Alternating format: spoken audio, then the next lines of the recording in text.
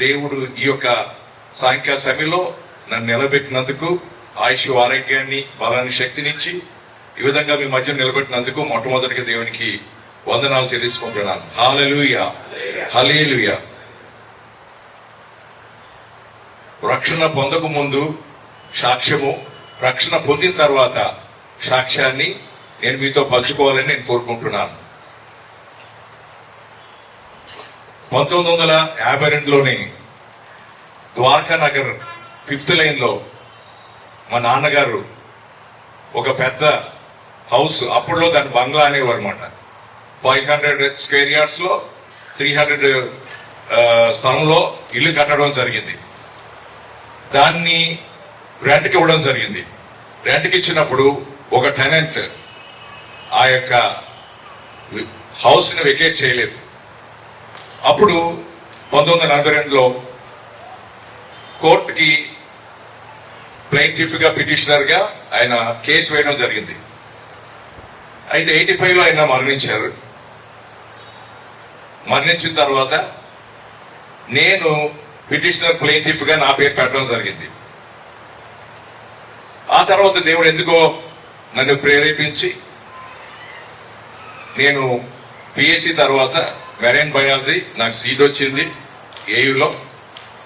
But ఏంటంటే దాంట్లో join కాకుండా దేవుడు నన్ను అడ్డుకున్నాడు. దాని తర్వాత 2 సంవత్సరాలు గ్యాప్ ఇచ్చి పిఎల్ నేను చేయడం జరిగింది.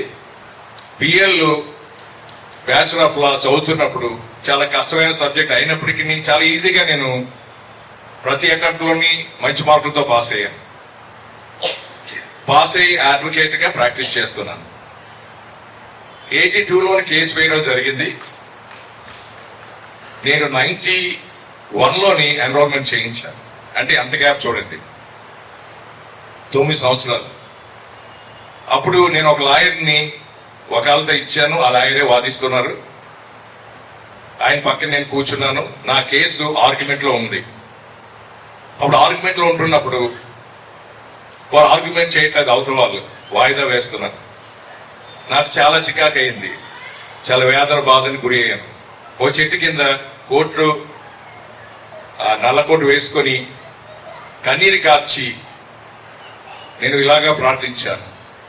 ప్రభు, నాకు పోలీస్ ఇన్ఫ్లుయెన్స్ లేదు, నాకు పొలిటికల్ ఇన్ఫ్లుయెన్స్ లేదు, నా దగ్గర డబ్బులు కూడా లేదు. ఆ యొక్క టెనెంట్ ఆ ఇల్లును ఆక్యుపై చేయాలని చూస్తున్నాడు. నాకు ఎవరు సహాయం లేదు ప్రభు అని కన్నీరు కార్చారు. అప్పటికి ఇంకా రక్షణ పొందలేదు. కన్నీళ్లు కళ్ళంటి నీరు కారుతున్నాయన్నమాట. అలా ఇంటికి వెళ్ళిపోయాను.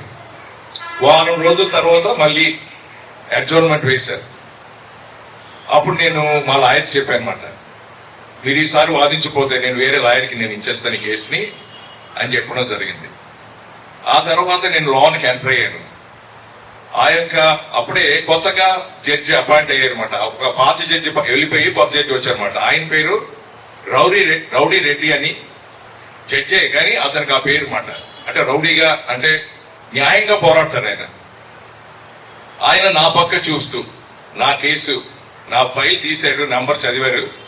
చదివిన తర్వాత అవతల వాటిని వాళ్ళందరినీ పిలిపించి ఈ కేసులో ఏ సారాంశం లేదు, ఎందుకు ఓనర్ని ఏర్పిస్తున్నారు మీరు, వెంటనే ఇమీడియట్ గా ఆర్గ్యుమెంట్ చేసి వెంటనే అతని ఇల్లు అతనికి ఇవ్వాలి అన్నట్టుగా మాట్లాడినప్పుడు అందరు ఆశ్చర్యపోయారు అన్నమాట. నిజంగా ఒక సింహం ఎలాగ పోట్లాడుతుందో శత్రువుతో, అలాగే నా పక్షాన ఉండి ఆయన పోరాడుతున్నప్పుడు నిజంగా నేను చాలా ఆశ్చర్యపోయాను. కన్నీటి ప్రార్థన ఒకటే చేశాను. ఆ మరుసటి రోజు నన్ను ఆదుకున్న దేవుడు. ఆదాతో జడ్జిమెంట్ వచ్చింది, అమీన్ ఇచ్చారు, తాళాలు కూడా ఆ యొక్క టెనెంట్ నా చేతికి ఇవ్వడం జరిగింది. ఆ ప్రకారంగా దేవుడు అద్భుతమైనటువంటి కార్యం చేశారు. 19లో ఆ తర్వాత నేను స్టీల్ ప్లాంట్ లో నాకు జాబ్ రావడం జరిగింది. 1992లో జూలై 28న స్టీల్ ప్లాంట్ లో జాయిన్ అయ్యాను. నాకు అనేక మంది ఫ్రెండ్స్ ఉన్నారు. మరి వీధిలో ఫ్రెండ్స్, డ్యూటీలో ఫ్రెండ్స్, లాయర్ ఫ్రెండ్స్ అందరూ ఉన్నారు. సో నాకు వాళ్ళ స్నేహం చేస్తూ ఉంటుండే నాకు ఒక అలవాటు ఏర్పడింది. అదేంటంటే స్మోకింగ్, డ్రింకింగ్. సో ఆ స్మోకింగ్, డ్రింకింగ్ చేస్తూ వాటితో సరదాగా అల్లరితో కూడిన ఆటపాటలు, గ్యాంబ్లింగ్, ఇవన్నీ కూడా నేను చేస్తూ ఉండేవాడిని. అనేక మార్లు నేను డ్రింకింగ్ మానాలని, స్మోకింగ్ మానాలని ఒక 6 months ఆపాను. తర్వాత 1 year ఆపాను. నా వల్ల కాలేదు. నేను ఇంటికి ప్రతిరోజు కూడా సాయంకాలం 6 గంటలకు వెళ్ళిపోయి రాత్రి 10, 11, 12 గంటలకు వచ్చేవాడిని. నా తల్లి గారు భోజనం రెడీ చేసేవారు కానీ ఆ భోజనం తినేవాడిని కాదు. నేను ఇంట్లో బయటే ఎక్కడో భోజనం చేసి వచ్చేవాడిని. నా తల్లి గారు నా గురించి కన్నీటి ప్రార్థన ఆవిడ చేయడం మొదలు పెట్టింది, ఈ కుమారుని రక్షించు అని. తనకు ఒక కళ వచ్చిందని నాతో చెప్పింది, షేర్ చేసుకుంది. ఒక పెద్ద భవనం ఉంది, ఆ భవనం మీద పెద్ద బెడ్ ఉంది. ఆ బెడ్ మీద ఒక చిన్న కుమారుడు, ఒక 9 నెలలు ఉంటుంది, బహుశా 8-9 నెలలు, ముద్దుగా చక్కగా దొరపిల్లలాగా ఉన్నాడు. ఆ పిల్లడు ఏడుస్తూ ఉన్నాడట. అప్పుడు నన్ను కేక వేసి నా తల్లి గారు ఆ పిల్లడిని ఎత్తుకోరా ఏడుస్తున్నారు అన్నప్పుడు ఆ పిల్లడిని నేను ఎత్తుకోవడం జరిగిందట. అయినా ఏడుస్తూనే ఉన్నాడట. ఏడుస్తూ ఉన్నప్పుడు ఒక 2 చెయ్యెత్తు మనుషులు వచ్చి వారు కూడా దొరలాగా ఉన్నారట. ఆ బిడ్డని కూడా ఓదార్స్తూ ఉన్నారట. ఆ మాట చెప్పి నువ్వు పరిశుద్ధాత్మ పొందుకుంటావు అని నాతో చెప్పడం జరిగింది. నేను ఆలయంలోకి వచ్చి నేను ఒక నిబంధన చేశాను. నువ్వు నిజమైన దేవుడు అయితే, మాట్లాడే దేవుడు అయితే, నా అలవాట్లు మారిస్తే తప్పకుండా నేను నిన్ను మొక్కుకుంటాను, నిన్ను ప్రార్థిస్తానని చెప్పి మాట ఇచ్చాను. అప్పుడు అలాగ మాట ఇచ్చి ప్రార్థన చేస్తున్నప్పుడు వెలుగు నాలోకి ప్రవేశించింది. అప్పుడు నేను అక్కడ చర్చిలో భాషలు మాట్లాడుతూ ఉండేవారు, ఈ యొక్క పరిశుద్ధాత్మ పొందుకున్నవారు. వాళ్ళకి నేనెందుకు భాషలు మాట్లాడకూడదు, వాళ్ళకి నేనెందుకు పరిశుద్ధాత్మ పొందుకోకూడదని నేను 13 రోజులు నేను స్టీల్ ప్లాంట్కి డ్యూటీకి వెళ్తాను కాబట్టి ఒక పూట ఉపవాసం చేసి, రాత్రిపూట ఉపవాసం ఉండి, పగలు మాత్రం భోజనం చేసి డ్యూటీలో పనిచేసి అలాగే ఉపవాసం చేసి 13వ రోజున ఇంటి దగ్గర నేను పరిశుద్ధాత్మ పొందుకున్నాను. తర్వాత 14వ రోజున భాషలు మాట్లాడడం మొదలైంది. చర్చికి వచ్చి కూడా శనివారం ఉపవాస ప్రాంతంలో భాషలు మాట్లాడుతూ ఉంటే, ఇతను భాషలు మాట్లాడుతున్నాడు, ఇతనిది పరిశుద్ధాత్మ కాదు, బాప్తిసం పొందుకుంటే కదా భాషలు మాట్లాడడం వస్తుంది, లేకపోతే అని చెప్పి ఎవరు నమ్మలేదు. అప్పుడు నేను మాథ్యూ పాస్టర్ గారికి వెళ్ళాను. వెళ్ళిన తర్వాత ముందు పరిశుద్ధాత్మ పొందుకొని తర్వాత ఎవరైనా బాప్తిసం పొందుకున్న వాళ్ళు మరి బైబిల్లో ఎవరైనా ఉన్నారా అని నేను అన్నప్పుడు ఉన్నారు అని మాథ్యూ పాస్టర్ చెప్పాడు. అపోస్తుల కార్యాల 10వ అధ్యాయంలో కొర్నేలియస్ ఆ యొక్క బృందము మరి పేతురు వచ్చినప్పుడు మొదట పరిశుద్ధాత్మ పొందుకున్నారు, ఆ తర్వాత బాప్తిసం పొందుకున్నారు కాబట్టి నీది నిజమైనటువంటి పరిశుద్ధాత్మే అని చెప్పి రూఢి పరచడం జరిగింది. ఆ తర్వాత నేను చర్చిలో యూత్గా, ప్రెసిడెంట్గా, సెక్రటరీగా పదవులు పొందుకొని యూత్ పిల్లల్ని అనేక చర్చలకు తీసుకెళ్లి కన్సోలేషన్ ప్రైజులు అన్ని తీసుకురావడం జరిగింది. తర్వాత ఎల్లరగా దేవుడు నన్ను అభిషేకించాడు. తర్వాత జాయింట్ సెక్రటరీగా, తర్వాత ట్రెజరర్గా, తర్వాత సెక్రటరీగా దేవుడు నన్ను అంచులంచులుగా మరి ఆత్మీయంగా అభివృద్ధి పరిచాడు. నేను వర్షిప్ చేయగలను, పాట పాడగలను, స్వార్థ ప్రకటించగలను, వాక్యం బోధించగలను. ఒక క్రైస్తవ పిల్లలు చేయలేనటువంటి ఆ యొక్క దానిని ఒక హిందూ బ్యాక్గ్రౌండ్ గా ఉన్నటువంటి నన్ను దేవుడు ఆ విధంగా ఆత్మీయంగా అభివృద్ధి పరిచి ఉన్నతమైన స్థితిలో నన్ను నిలవబెట్టాడు. నాకు కొన్ని కళలు వచ్చాయి. ఆ కళలు ఏమిటంటే, ఒకటి యాకోబు నిచ్చెన, అది ఒక కళ వచ్చింది. రెండవది ఒక ఫర్నిచర్ షాప్, ఓ ఫర్నిచర్ అమ్ముకున్న ఆయన నా ఇంటి ముందుకు వచ్చి నిలబడ్డాడు. ఇదంతా కళ అన్నమాట చెప్తున్నాను. అతని దగ్గర ఒక వస్తువు నేను కొన్నాను. ఆయన నా ఇంటి దగ్గరికి వచ్చి ఆ వస్తువు పెట్టి ఇప్పుడే వస్తాను బాబు అని చెప్పేసి మొత్తం ఫర్నిచర్ అంతా మా ఇంట్లో పెట్టాడు. ఆ తర్వాత నుంచి మా ఇంట్లో ఫర్నిచర్ రియల్ గానే నేను కొనడం మొదలు పెట్టాను. మూడవ కళ ఏంటంటే, ఒక చెయ్యెత్తు మనుషులు ఒక 200 నుంచి 300 లేకపోతే 400 బస్తాలు, 100 కేజీల బస్తాలు మా ఇంట్లో వేయడం మొదలు పెట్టారు. ఇదేంటి మా ఇంట్లో వేస్తున్నారు అనుకున్నాను. ఆ తర్వాత నాకు అనిపించింది, ఆత్మీయ ఆహారము, భౌతిక ఆహారము లోటు లేకుండా COTRలోని బైబిల్ ట్రైనింగ్ అవ్వడం, సింగపూర్లో అడ్వాన్స్ ట్రైనింగ్ అవ్వడం. సో అదేవిధంగా డాలర్స్ని నేను కొన్ని చెల్లించినట్లుగా నాకు కల కూడా వచ్చింది సింగపూర్కి వెళ్ళక మునిపే. సో ఆ ప్రకారంగా నాకు ఆ యొక్క కళ రూపంలో దేవుడు నన్ను బలపరిచాడు. తర్వాత జీవ గ్రంథంలో నా పేరు లిఖింపబడినట్లుగా ఒక సభకు వెళ్ళాను. ఆ సభకు వెళ్ళినప్పుడు మరి ఒక దేవదూత వచ్చి, అంటే ఆ సభ మాట్లాడి పడుకున్న తర్వాత రాత్రి కల్లో చెప్తున్నాను, దేవదూత వచ్చి నీ పేరేంటి అని అడిగినప్పుడు పేరు ఒక కాగితం మీద రాసుకుని తనని అది మళ్ళా పరలోకి తీసుకుని దూతతోటి మరి ఆ యొక్క జీవ గ్రంథము తెరవమని చెప్పి ఆ జీవ గ్రంథంలో నా పేరు రాయబడినట్లుగా రాసినట్లుగా నేను కన్నులారా నేను చూచాను. తర్వాత నేను సభలో ఒక మీటింగ్కి వెళ్ళాను. ఆ రాత్రి కాలం నాకు అనిపిస్తుంది అనమాట, అందరూ కూడా రొట్టి తింటున్నారు, నాకు ఇవ్వట్లేదు, నేను ఏడుస్తున్నాను. ఒక పక్కన కూర్చున్నప్పుడు నాకు రొట్టి ఎవరు ఇవ్వలేదు, అందరూ ఎవరు మట్టుగా రొట్టి తీసుకుని తినేస్తున్నారు. అప్పుడు నేను ఒకరు కూర్చున్నప్పుడు దేవుని 2 హస్తాలే నాకు కనిపించాయి. ఒక పెద్ద బ్రెడ్ మాట, పొడవాటి బ్రెడ్, అది తీసుకొచ్చి నా కుమారుడా ఈ బ్రెడ్ నువ్వు తిను, నీ గురించే నేను తెచ్చాను, నీవు ఏడవద్దని నాకు కన్నీరు తుడిచాను. ఆ బ్రెడ్ నేను తినడం మొదలు పెట్టాను. మరుసటి రోజు నుంచి నేను బైబిల్ చదవడం మొదలు పెట్టాను. దాదాపు ఒక 10 సార్లు బైబిల్ నేను చదివి ఉంటాను, మొత్తం 66 పుస్తకాలని. సో ఆ విధంగా దేవుడు కళల రూపంలో నాకు వచ్చే ఆ కళల రూపంలోని నేను స్టార్ట్ చేస్తున్నాను. చాలా వచ్చాయి ఇంకా కళలు, అవన్నీ చెప్పలేదు, సమయం సరిపోదు. తర్వాత నేను స్టీల్ ప్లాంట్ లో డ్యూటీ చేస్తున్నప్పుడు దేవుడు నన్ను ప్రేరేపించాడు, నీవు కన్వర్షన్ సర్టిఫికెట్, నువ్వు కన్వర్టెడ్ ఇంటూ BCC, నా గురించి సాక్షిగా నువ్వు స్టీల్ ప్లాంట్ లో నువ్వు ఉండాలి అని చెప్పి దేవుడు నన్ను ప్రేరేపిస్తున్నాడు. నేను వద్దనుకుంటున్నాను, ప్రేరేపిస్తున్నప్పుడు అప్పుడు నేను వెళ్ళి బస్సు డిపార్ట్మెంట్కి ఇచ్చాను. బస్సు డిపార్ట్మెంట్ లో వద్దని వారించారు, అది మా అధికారి వద్దని వారించారు. అయినప్పటికీ నేను బస్సు డిపార్ట్మెంట్ లోని నేను నా సర్టిఫికెట్ ఇచ్చి కన్వర్టెడ్ క్రిస్టియన్ గా నేను మారిపోయాను. అంతేకాకుండా నా యొక్క పేరు లిస్ట్ అంతా కూడా OC లిస్ట్ లోనే మొన్న రిటైర్ అయినంత వరకు కూడా ఉంది. సో ఆ విధంగా ఉంటున్నప్పుడు అనేక మందికి మ్యాన్ టు మ్యాన్ ఎవాంజలిజం ఆ యొక్క స్టీల్ ప్లాంట్ లో నేను చెప్పడం జరిగింది. ఈనాడు వారు అనేక మంది చర్చ్కి వారు వెళ్తున్నారు. ఆనాడు నేను హిందువులుగా ఉన్నటువంటి వారికి స్వార్థ ప్రకటించినారు. ఈ రోజు నేను వాళ్ళని చర్చిలో చూస్తున్నాను. నాకు చాలా ఆనందంగా ఉంది, సంతోషంగా ఉంది. ఒక అధికారి మరి నన్ను ఆ యొక్క హిందూ దేవుడికి మరి కంట్రిబ్యూట్ చేయమని మరి అధికారిగా ఉన్నాడు కాబట్టి మా డిపార్ట్మెంట్ లో ప్రెజర్ ఇచ్చారు.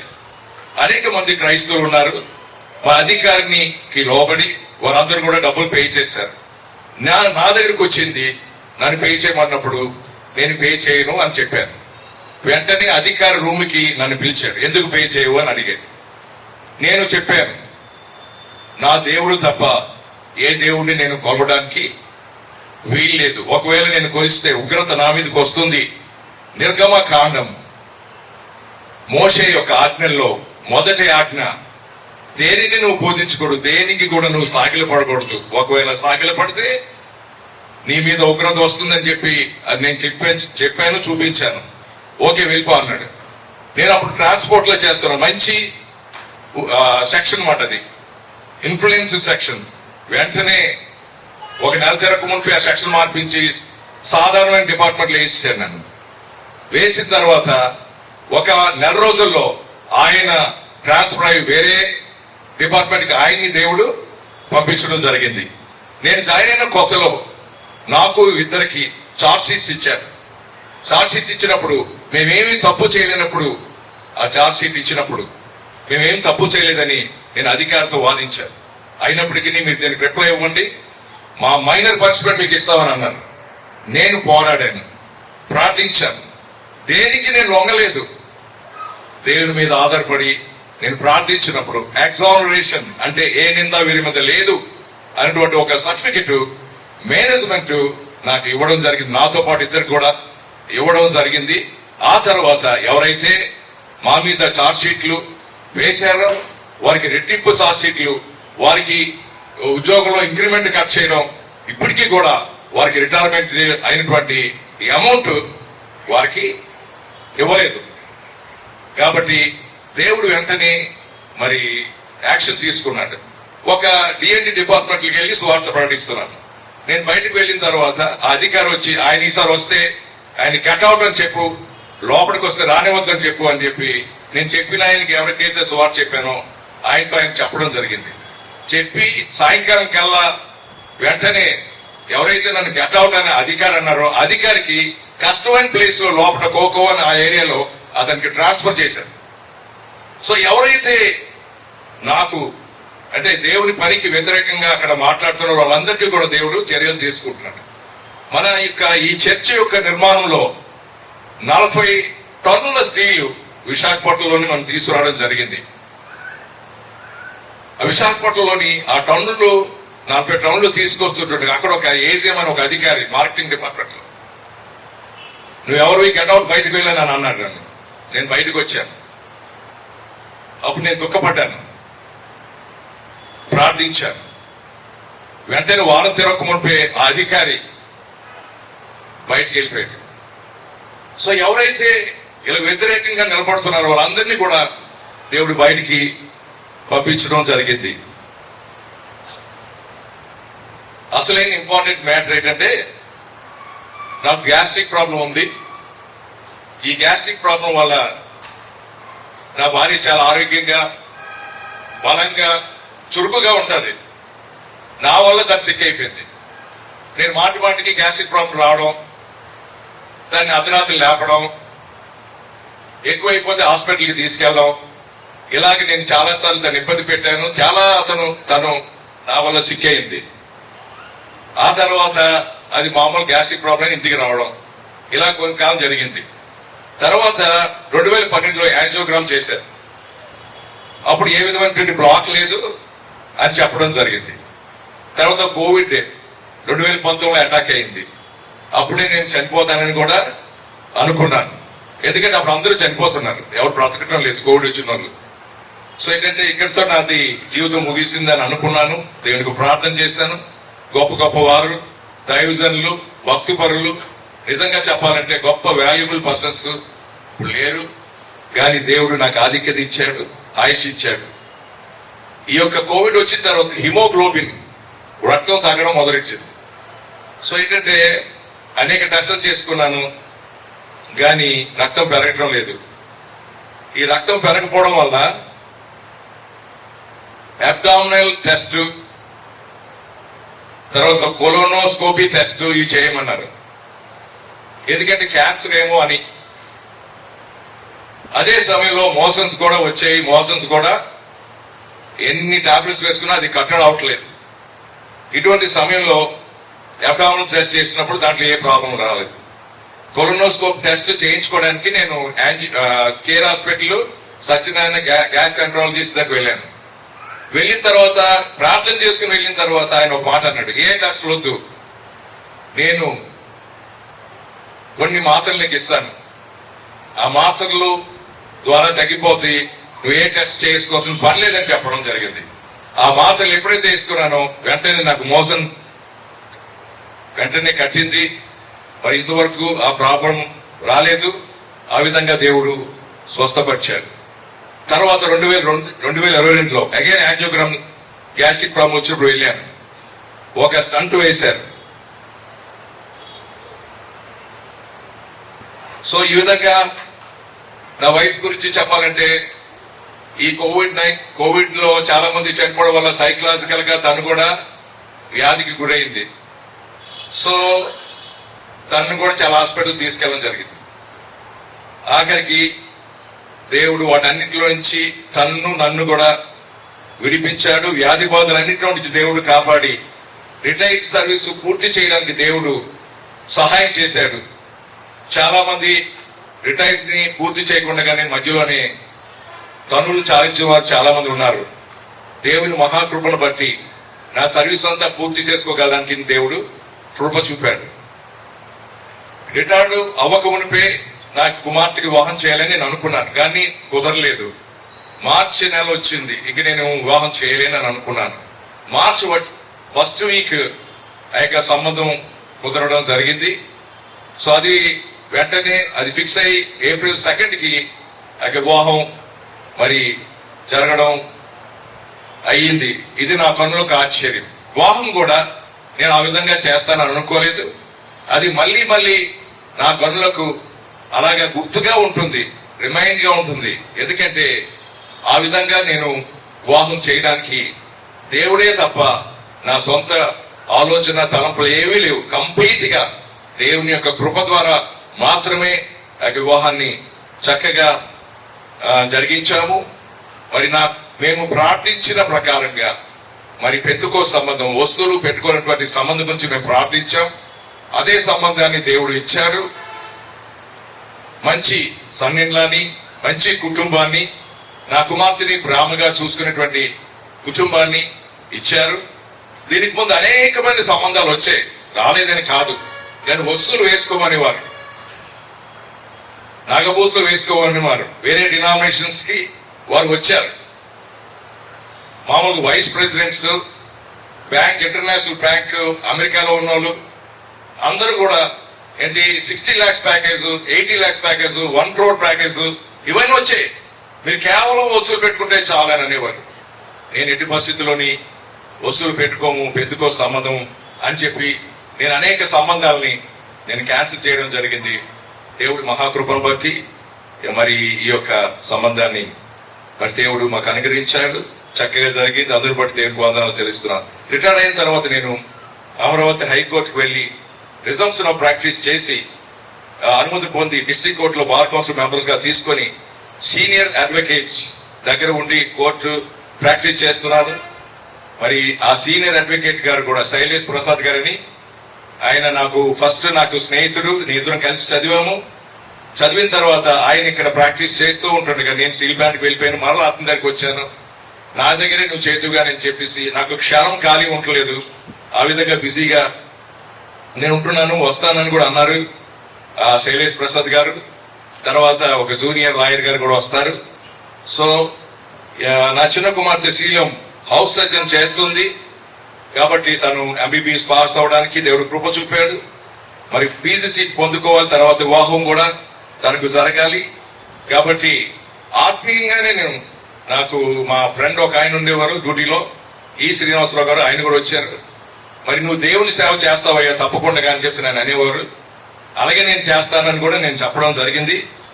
అయితే ఈ మధ్యలో దేవుని ప్రార్థన చేస్తాను. నాకు లాయర్ గా ఎన్రోల్మెంట్ సర్టిఫికేట్ ఉంది కదా, దాన్ని ఓపెన్ చేసి చేస్తానని అన్నప్పుడు దేవుడు అనుమతి ఇవ్వడం జరిగింది.